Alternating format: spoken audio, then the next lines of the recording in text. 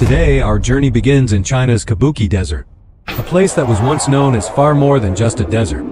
People called it the Sea of Death, because life here wasn't simply difficult, it was slowly disappearing. Every year, nearly 500,000 acres of land vanished beneath an advancing ocean of sand. Fertile farmland transformed into barren wasteland before people's eyes. Vegetation withered away, and entire communities were forced to abandon their homes. In every direction stretched endless dunes and scorching winds, and above all, there was a haunting silence. A silence that seemed to announce that life itself was losing the battle for survival. But the most frightening part was that the desert wasn't standing still, it was expanding.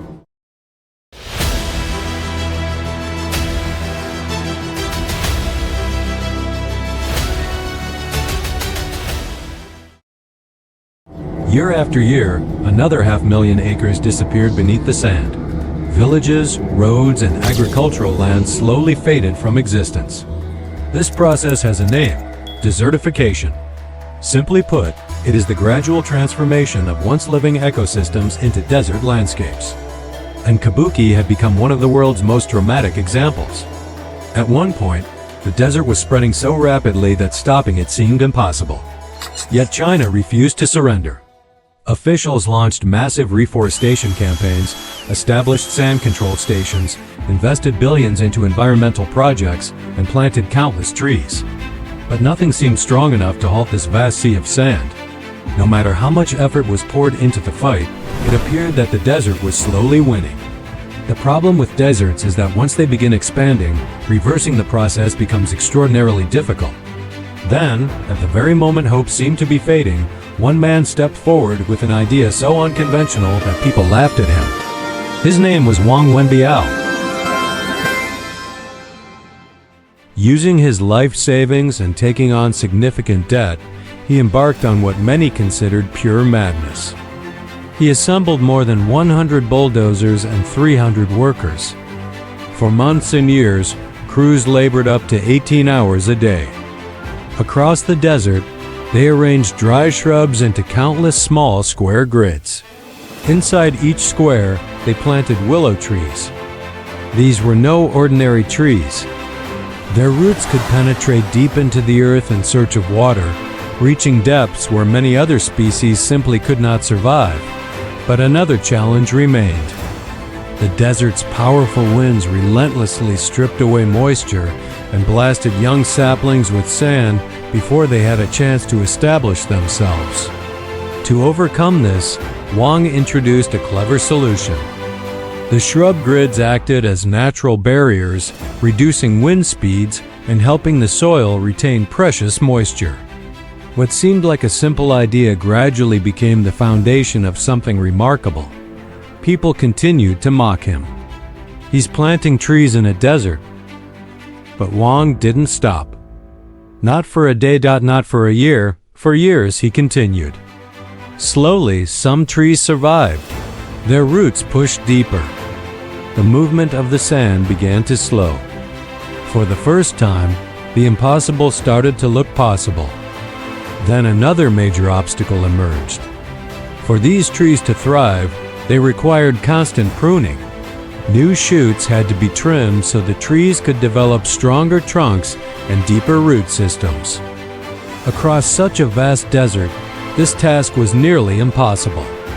Hiring enough workers would cost a fortune, so who could maintain millions of growing trees? And that's when the story takes a turn that no one could have predicted.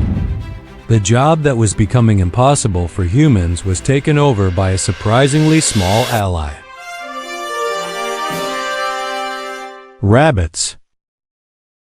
A special breed known as the Rex rabbit was introduced to the region.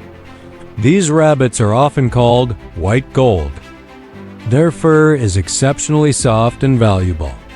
A high-quality pelt can sell for around $30, while raising a rabbit may cost only a few dollars. But the real value of these animals wasn't their fur. It was their behavior. Rex rabbits have a particular fondness for young, tender willow shoots. As they nibbled away at the new growth, they naturally performed the same pruning work that humans would have needed to do manually. By removing excess shoots, they encouraged the trees to grow stronger, thicker, and more resilient.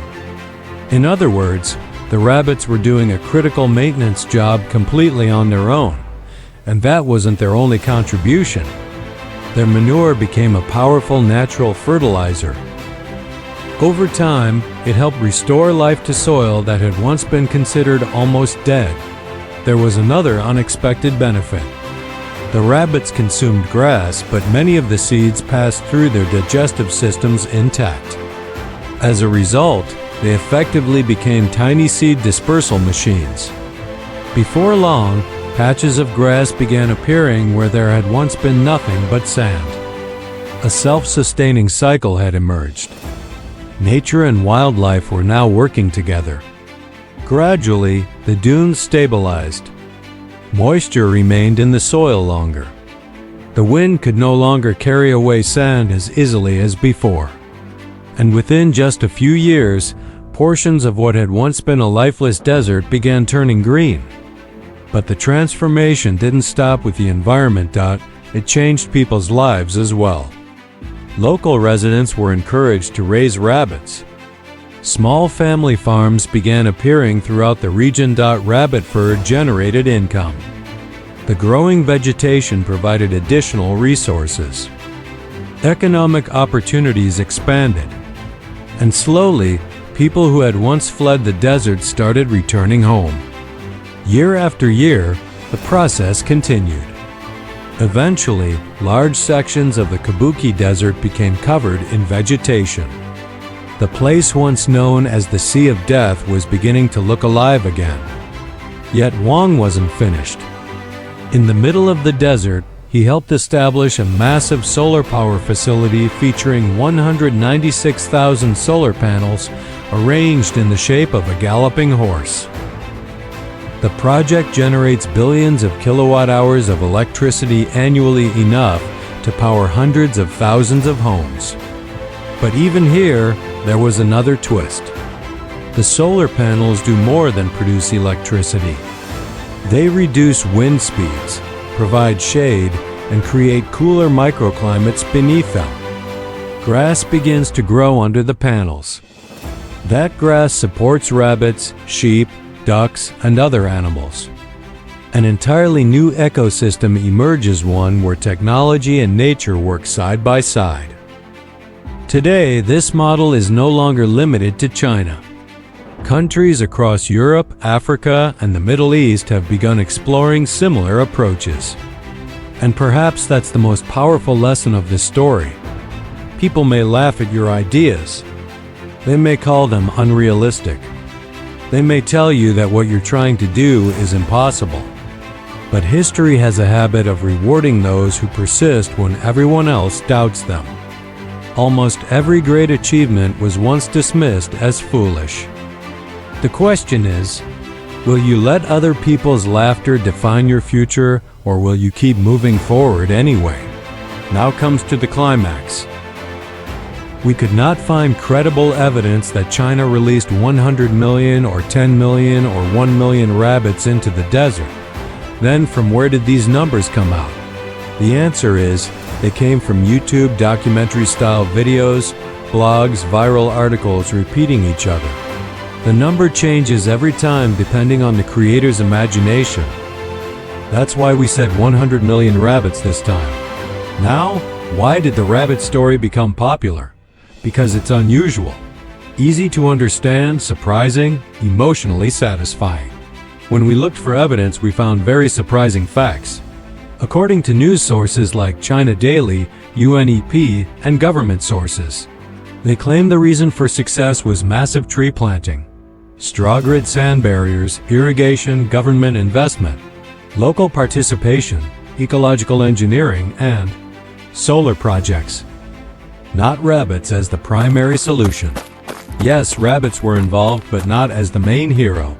Next time, don't forget to check the internet before you believe a story. We come up with various types of stories that happen around us, from the deep sea to the sky above. We will let people know what is true and what is not. See you in the next video.